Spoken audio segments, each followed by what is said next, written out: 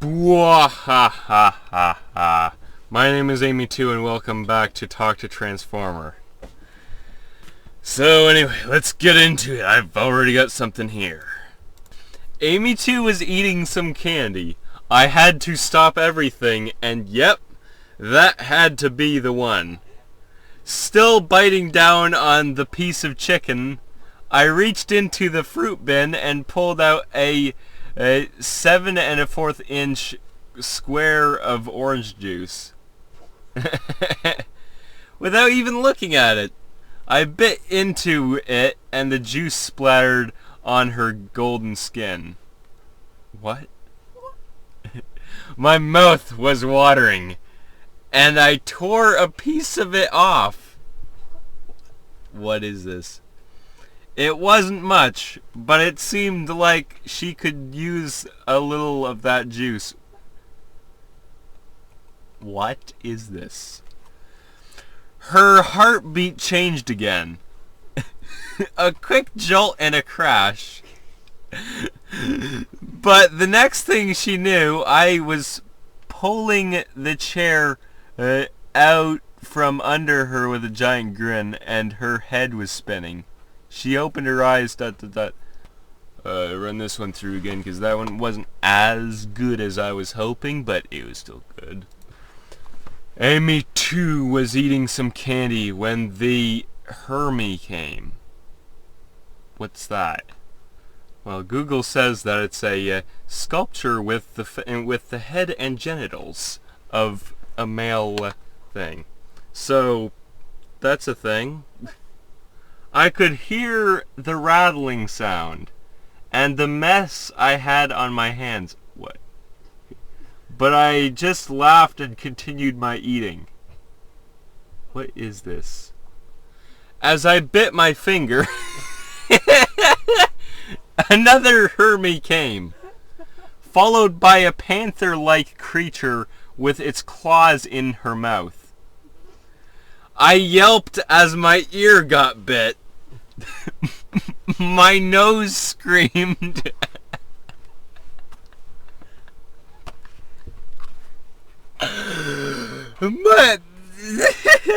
My nose screamed, and my hands went to my face. Huh? I didn't see anything in front of me, but I heard the voice of the other girl. The girl called Piera Nikos. Sorry, I yelped, running away from her. Suddenly I heard a voice behind me. What the... ... What is this? Moon was washing his car with a hose. Moon was washing his car with a hose attached to it. Robert wanted to ask what he was doing and why he was taking the hose into the garage. What happened, people? Asked Janice, pointing to the car. It's got a lot of stuff on it, says Scott. It's really old. She asks him what is wrong with it. I'm changing the oil. I told you he needed an oil change, says Janice. Robert and Scott see nothing wrong with that. They tell her to take the car outside, and the kids showed up with their dad in tow. They are older, and Scott is confident that he can do the job. Scott ... What the heck? Moon was washing his car with a hose, and Batman kept close enough to avoid the water. But maybe Batman also used his boat to move closer to the river. Closer to Starfire, so she wouldn't get mad. The moonlight would be warm, and it would let the oil sweat from Starfire's car evaporate. What? What? She would have nightmares. Or a sudden rush of wind on the river. Good morning, Starfire. Raven said softly. "We just got back from training, but you look far better than I've seen you in ages. Glad to see you're trying again." She leaned over and kissed Starfire lightly on the forehead. "Yeah," Starfire mumbled. ...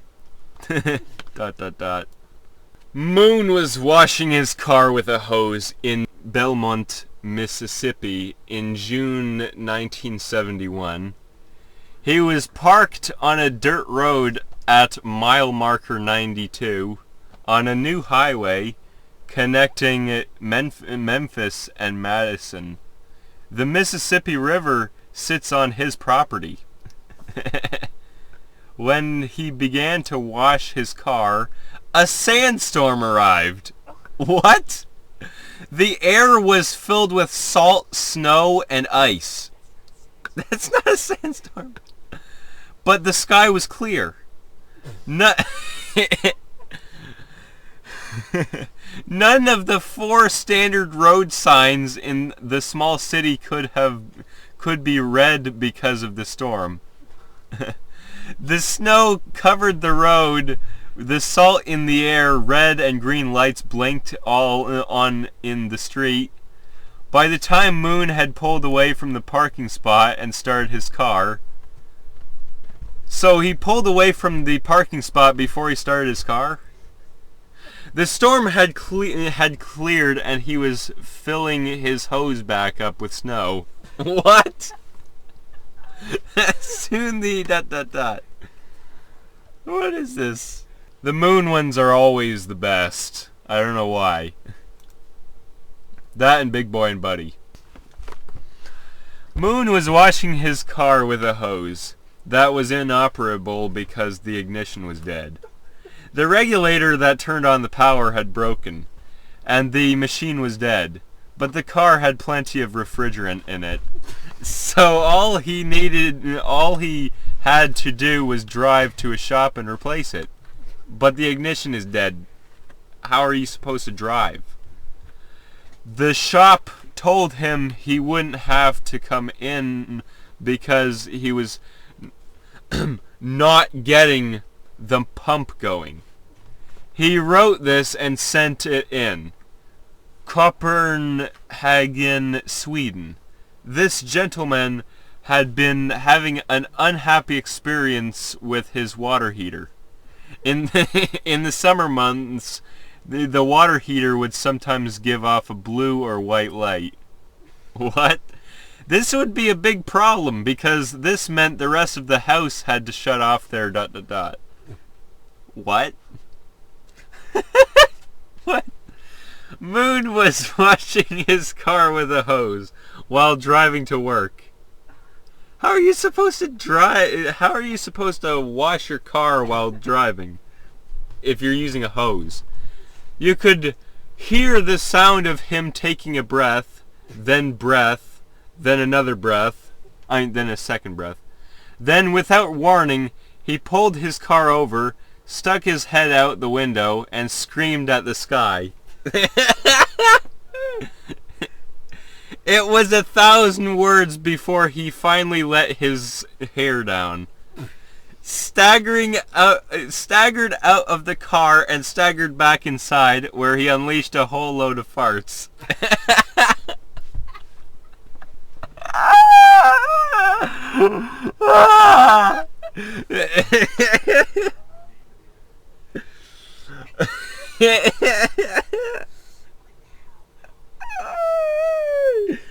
What in the world? Slater was cleaning his glowing water heater. Slater was cleaning his glowing water heater when he tripped and fell several stories onto his face. Peering out through a grating, Peely Pierrot spotted the man's head. Oh. She called out, "Everybody up!" before coming forward to help the 911 operator. Peely Pierrot is a self-employed business owner who was renovating his snowblower. Pilepiro grabbed his head, which she says was almost as big as his own, wrapped it around her body, what?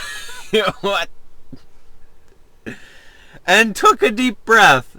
It was a miracle. Even so, it's hard to hear his wife crying in the background. He was doing a pretty good job until he fell over, she said.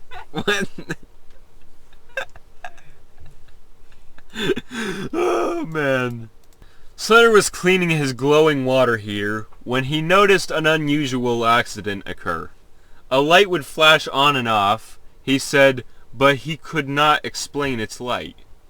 Slater then learned that a generator had burst into flames, and firemen were spraying water onto the generator to protect it from the flames. As the flames grew, Slater began to realize that the lights were beeping. Slater took a picture of the generator, which he shared with West's investigator, but that image, as well as others, have since been returned to Slater.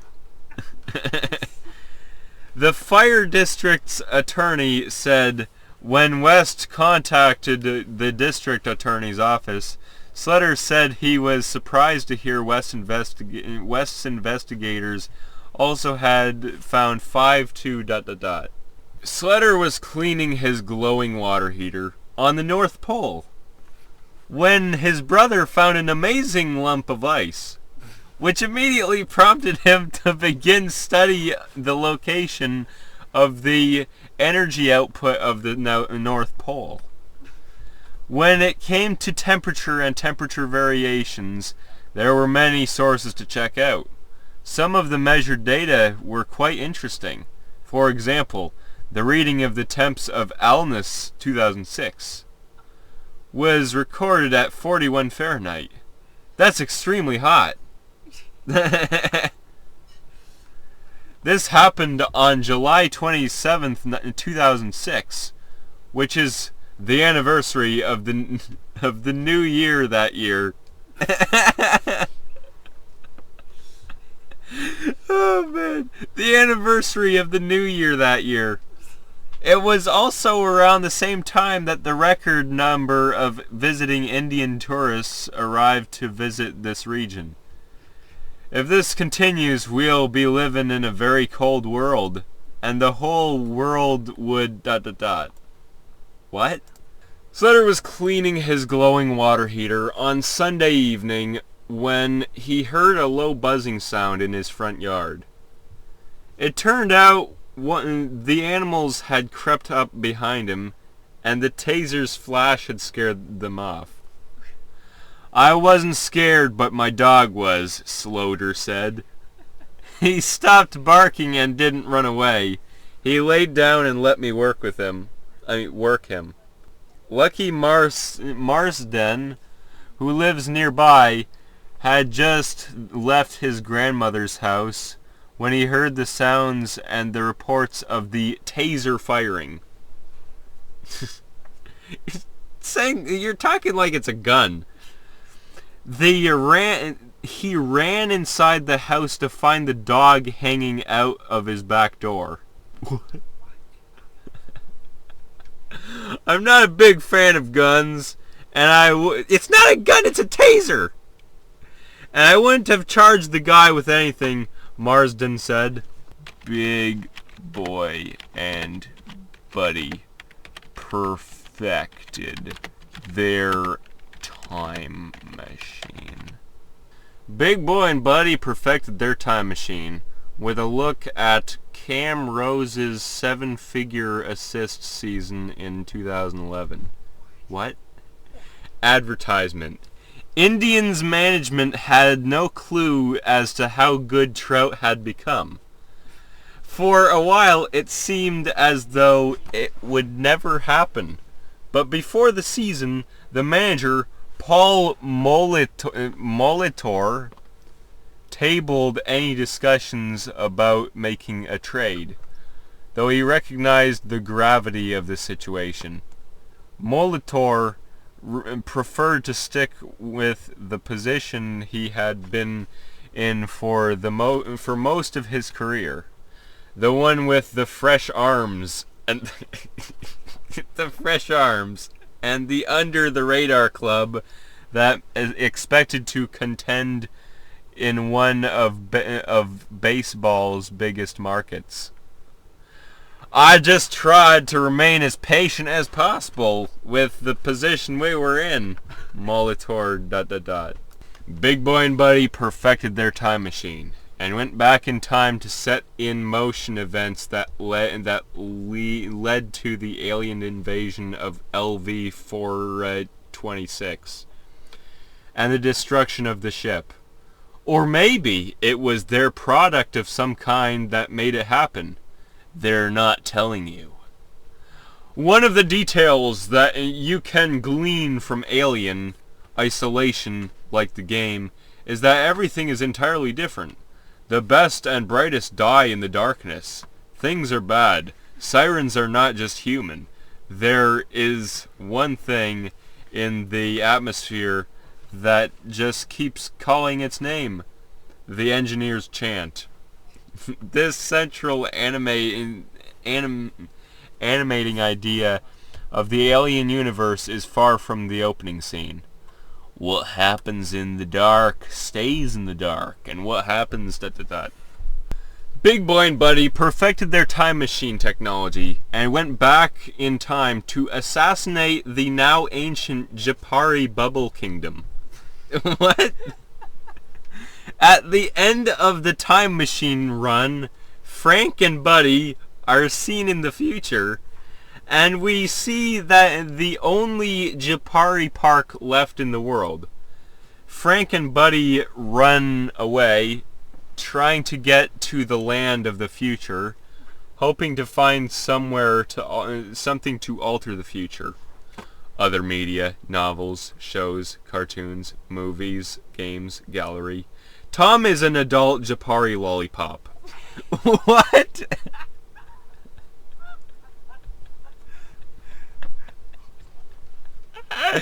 What in the world is that?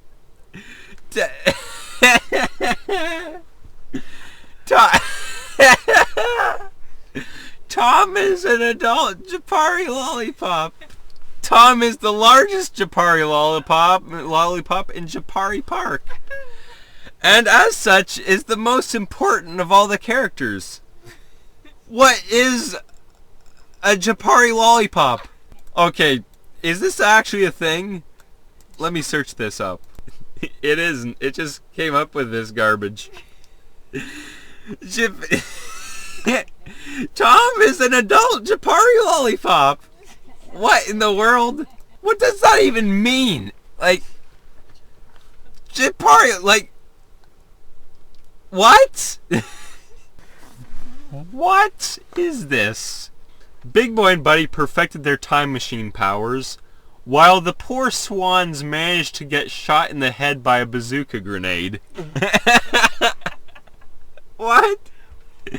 As they tried to drown. What? The poor swans managed to get shot in the head by a bazooka grenade as they tried to drown. That doesn't make any sense. At the end of the episode, one of the boat heads off to Ion to get rid of all the weird creatures, while the others all rush in to try to save the lives of all the roosters. 60. God Particle. Season 11, Episode 1. What show is this? The river monsters are the main characters of this episode. Played by the likes of Julia Roberts, Harry Dean Stanton, and Bob Gunton. The river monsters are the dinosaurs who were created by the God Particle, which was released when Walter Cove brought ...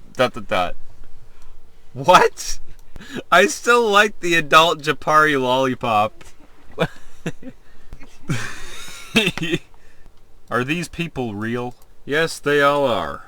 But I'm pretty sure that this, whatever TV show this is, doesn't exist. What kind of, like, God Particle, Season 11, Episode 1. Wait a minute, let me search this. None of this garbage is, like, anything. Big Boy and Buddy perfected their time machine. They got the robot parts and created a trike that would take them to the future. A trike! They picked a lot of those names that we now recognize as the many things we call the 1950s. Our trike could navigate the streets and through parking lots at night. The Shrek would be left in the alleyways to guard her own home. She was so good, we would show it to the visiting parents. They would pull over and watch us use it. The Shrek. An egg tank was first featured in the 1959 cartoon Tiny Toon Adventures. The silhouette of the creature is also seen in the Sandlot miniseries, which was released in 1994. And an Ornate car from that cartoon. What? Egg tank, that just makes me think of Dr. Eggman. There is no such thing as an egg tank in that show. Just saying. I searched it up. I don't even think that Eggman created something he called the egg tank. It was all the egg something else, not tank. So, yeah. Big Boy and Buddy found an adult Japari lollipop in one of the garbage cans. Buddy picked up the lollipop, then got a coat hanger. But after Buddy accidentally cut himself, Buddy gave up the ordered Mr. Whiskers. Doggy the dog. Doggy the dog. He didn't bring it to Buddy because he was afraid Buddy wouldn't return it after Mr. Whiskers had just completed his business. So Buddy kept the Japari lollipop, which he returned to Mr. Whiskers, Doggy the dog, after he finished his business. Buddy then asks Jay to give him the lollipop, but they find out it is Junko. The episode ends with everyone watching the flying ... Big Boy and Buddy found an adult Japari lollipop on the ground, and they decide to take a crack at it. Continue reading below advertisement. In the Japari lollipop's lab, they steal a lab coat and a lollipop mold. The main character, Japari Lollipop, runs into his mascot Buddy. Buddy seems a little wobbly, and Japari tells him to follow him to the kitchen, where the main character is in a third party eating one of the lollipops. Click continue reading below advertisement. While the lollipop lickers watch the festivals, which involves the lollipops being broken, coated in ice, and used to fill a giant hat of ... What? Okay, that's about all I can do right now, so I end this video here. If you liked it, please subscribe. Go look at my older videos, and hit the bell notification so that you can see my later videos. But anyway, I'll see you in the next video. Bye.